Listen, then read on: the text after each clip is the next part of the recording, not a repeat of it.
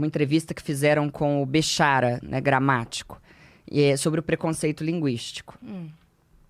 A gente tem aqui, eu não gosto de falar o nome dele, porque vão falar que eu tô caçando briga e tal, caçando, né? Mineiro fala caçando. Há um cara, professor daqui de São Paulo, que defende que existe preconceito linguístico, que tem livros, que escreveu livros sobre o preconceito linguístico e tal. Eu fui obrigada a ler os livros desse cara na faculdade, blá, blá, blá. Quem faz letras aí já identificou quem é. E ele foi questionado, o Evanildo Bechara, sobre as teorias desse cara. E o Evanildo Bechara falou uma coisa muito certa. Se a escola se eximir da obrigação dela de apresentar para as pessoas a norma culta e mostrar que a norma culta tem o papel que a gente sabe que ela tem, quem vai fazer isso? Se começar o que esse povo do preconceito linguístico prega, porque o que eles pregam? Que não existe certo e errado. Existe inadequado e adequado. E aí sai lá aquele... Formal e informal. Aí, não sei se vocês viram, saiu no Jornal Nacional, um livro para ensino de jovens e adultos, que estava lá, nós pega o peixe. Aí perguntava, é correto falar assim? Sim, você pode falar assim, é correto, mas você pode ser vítima de preconceito linguístico. Como se a pessoa que fala corretamente fosse a errada, a ruim da história, a vilã da história.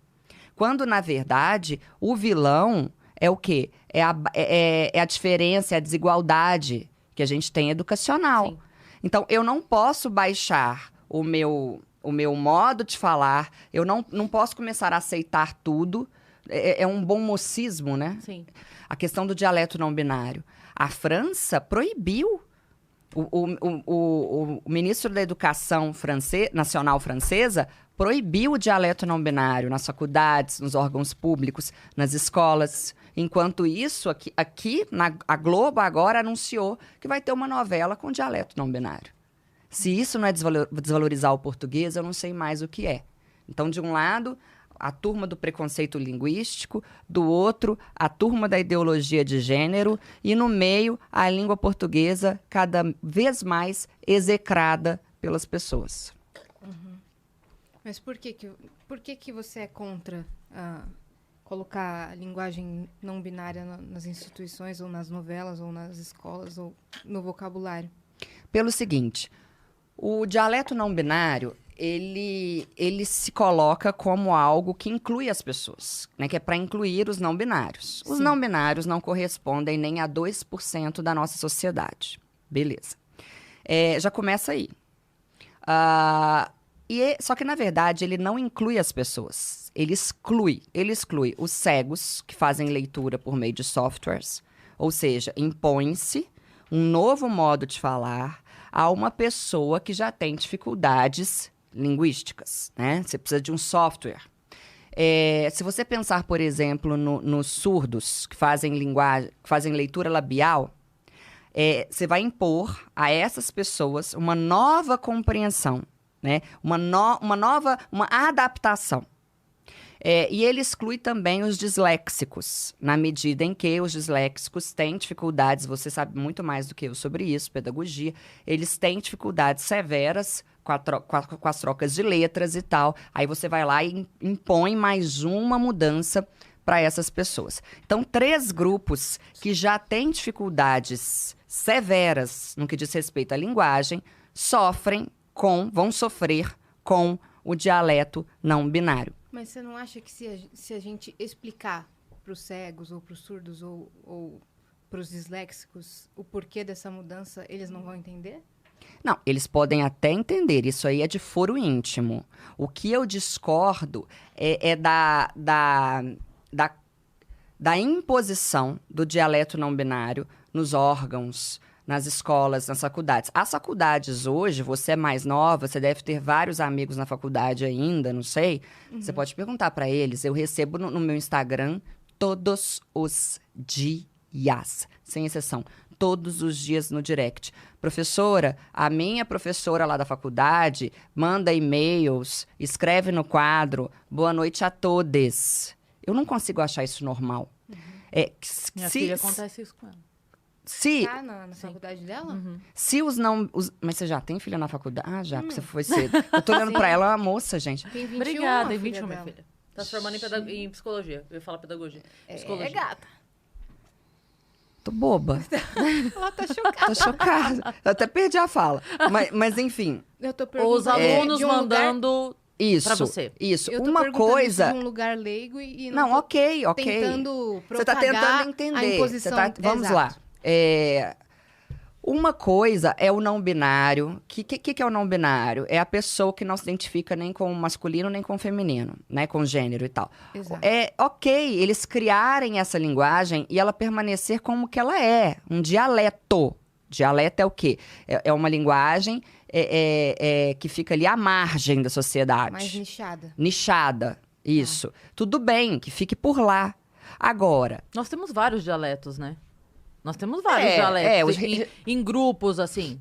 Se você pegar sim, a conversa de dos certos presos. grupos, você não vai entender. É. E é normal, né? Do pessoal do rap, exatamente. Fora o regionalismo também, que é outra forma de falar e tal. Mas, enfim, qual que é o problema nisso tudo? Eu participei de uma discussão, e foi a primeira e última. Eu até fui convidada a uma discussão pública sobre o assunto por um vereador. Eu falei com ele, eu tenho um compromisso, eu vou entrar, eu vou dar os argumentos e eu vou sair. Só que aí, né, a curiosidade matou o gato, né? Eu quis ficar só para ouvir o que eles iam falar. Os argumentos deles giram em torno do seguinte, que eles querem, esses professores militantes. Quem defende o dialeto não binário? Professor militante, não binário e simpatizante de causa LGBTQIA+. Não, minto. Vou falar de novo. Professor universitário defensor de... Professor universitário defensor de ideologia de gênero, militantes de ideologia de gênero e o não binário. Acabou. Tá.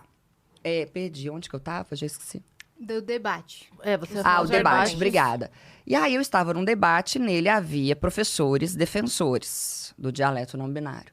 Gente, a argumentação que eles têm é a de que o menino na escola, o não binário, ele precisa se sentir representado. E que o dialeto não binário precisa ser abordado na escola. Tá. É bonito o argumento. Você olha e fala assim, cara, legal e tal, nananã, né? Olhando de fora, numa visão mais humanística da coisa. O problema é que começa assim. Entendeu? Se ficasse ali, olha, existe aqui o dialeto não binário. Acabou. Mas não vai ficar assim. Da mesma forma como o preconceito linguístico não ficou. Eu dei aula em colégio por 2 anos, foi uma experiência terrível para mim, e eu era punida e me enchiam a paciência toda vez que eu falava que nós vai, por exemplo, estava errado. Eu tinha que falar adequado ou inadequado, por causa do preconceito linguístico. Entendi. Então, o que ocorre? A gente que vive a prática, que viveu a prática, que sabe como que as coisas vão se infiltrando nas escolas e nas faculdades, a gente sabe que primeiro há esse discurso do bom mocismo, do dialeto não binário, e que aí ele entra. E no que ele entra, ele toma conta. E eu sou uma conservadora da linguagem. Eu quero conservar o que a gente tem de bom. E o que a gente tem de bom? Esse patrimônio que é a língua portuguesa. E se você olhar também, o dialeto não binário, ele é completamente arbitrário e impositivo. Pô, primeiro começou terminando com X. Aí eles viram que o X não dava certo para compreensão aí, por exemplo, fala. todex e tal, que ficou muito difícil. Aí passou para todes e tal, para a letra E.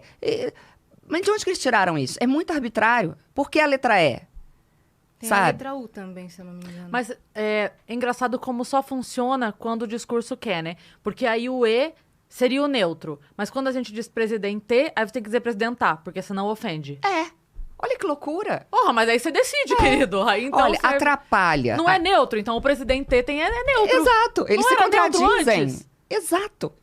Atrapalha. O ministro da Educação Nacional francesa falou. Atrapalha a interpretação do texto. Atrapalha a comunicação. Desvaloriza a língua. Gente, Machado de Assis, coitado, ainda bem que já morreu. Outra coisa, a academia... Aqui a gente tem a Academia Brasileira de Letras, né? Na França, eles têm l'Académie Française. E l'Académie Française falou que a língua francesa está a ponto de morrer por conta do dialeto não binário. Se ele fosse, né, antes de o ministro se pronunciar, eles falaram que era um absurdo. E eles chamaram de, abre aspas, aberração linguística. Ou aberração inclusiva, fecha aspas, um dos dois. Entendi. Que linguisticamente era uma aberração inclusiva que de inclusiva nada tinha, né? Basicamente a ideia é essa. Pra mim, olha, é um bom mocismo E não dá pra chamar que não a leva a França- lugar nenhum. Não dá pra chamar a França de intransigente, porque é um dos países mais flexíveis em qualquer setor humano que você possa pensar, né? E outra de coisa, imigrantes, de a tudo. gente vê aí as empresas, né? Uma sandália de todes, suco tal, o suco de todes. Ô, gente, a empresa, ela é pauta progressista. A empresa quer o quê? Ela quer mostrar que ela é boazinha, que ela é legal. Mas a empresa mesmo não tá nem aí para isso. O que eu sou contra? Eu sou contra o patrulhamento vocabular. Porque daqui a pouco tudo vai ofender. Daqui a pouco a gente não vai poder falar nada. Que é o caso, por exemplo, da cartilha antirracista. Desde quando uma pessoa fala a coisa está preta, tem a ver com preto com negro? Preto é antítese de branco. Então, o que eu quero dizer quando a coisa está preta? Quando eu digo a coisa está preta, eu quero dizer que eu não estou enxergando clareza, que eu não vejo luz, que eu não vejo solução, que não há transparência naquilo. A mesma coisa do verbo denegrir. Denegrir vem do latim denigrare, que significa manchar. Então, se eu digo que eu estou denegrindo a imagem de alguém, eu não estou fazendo com que a imagem dessa pessoa se pareça com o negro. Eu estou dizendo que aquela imagem que era translúcida, branca, clara. E por que claro? Ai, porque tem alguma coisa a ver com etnia negra? Não, é porque o claro se enxerga. Tá claro? Acendeu a luz, ficou claro. É antítese, preto, branco, claro, escuro, dia, noite. Então, quando eu digo que a imagem de alguém foi denegrida, eu só quero dizer que existe o que nessa imagem? Mancha. E ponto final. E a gente está caminhando por um patrulhamento linguístico, ideológico, que ele chega a ser burro, infelizmente. E onde que isso atinge o meu coração? Porque eu vejo as pessoas deixando de usar palavras. Parece que nós estamos na Idade Média, do Index Prohibitorum, quando havia aquela lista de livros que que as pessoas não podiam ler. Eu acho muito triste. Porque é burro. Se fosse uma coisa pro bem, né? Vamos incluir as pessoas. E se fosse uma coisa inteligente, vá lá. Mas é uma burrice que eu, na condição de professora, me sinto na obrigação de mostrar para todo mundo. Que é, por exemplo, o Black Friday. O diretor, o CEO do Boticário, no ano passado, retrasado, não sei, ele proibiu. Falou, não, aqui no Boticário não vai ter Black Friday, não. E aí ele foi questionado. Mas a gente não sabe exatamente a origem da expressão Black Friday. Ele não. Mesmo que não se saiba da origem, nós do Boticário não vamos usar, porque pode ser que alguém se sinta incomodado. Peraí, então eu me sinto incomodado com a palavra tal e ninguém mais vai usar? Black Friday não tem nada a ver com o negro. Não faz sentido que tenha a ver com o negro. Black Friday, de todas as teorias que há para essa expressão, a melhor é a seguinte, a mais aceita. Era uma época em que os comerciantes saíam do vermelho e entravam no preto. Vermelho, por quê? Porque estava no vermelho, não pagava as contas. Preto, porque as contas ficavam em dia. Black Friday, vamos ficar com as contas em dia. O que isso tem a ver com o negro? Então, a burrice me incomoda. Basicamente é isso. Uhum.